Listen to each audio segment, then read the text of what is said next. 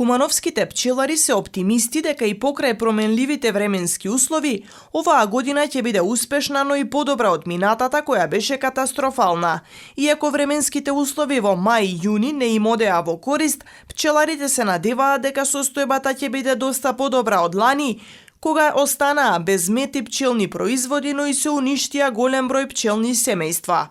Неблагодарно е уште сега да прогнозираме колку ќе има, како ќе има, се уште чекаме да си ја завршат својата работа, па дури потоа ние доаѓаме на сцена и да видиме што ќе остане за нас. Неблагодарно е уште сега да прогнозираме колку ќе има, како ќе има, се уште чекаме да си ја завршат својата работа, па дури потоа ние доаѓаме на сцена и да видиме што ќе остане за нас. Не ни одеше во прилог нешто во мај и во почеток на јуни климатските промени, беше доста ладно времето, не одеше во прилог на пчелните семејства.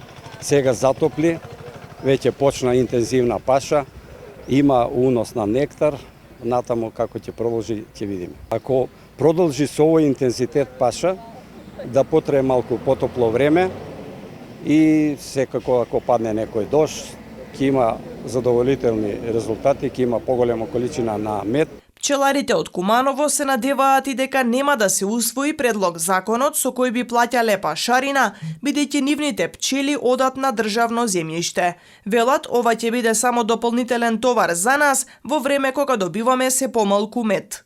Треба да имаме некој подобар третман државата да не овозможи нас пчеларите, да го развиваме пчеларството, да ја заштитуваме пчелата, бидејќи со самото заштитување и развивање на пчелата се обстанува природата воопшто, а со тоа и целиот жив свет. Кумановските пчелари се надеваат дека државата ќе има слух и дека овој предлог нема да се донесе.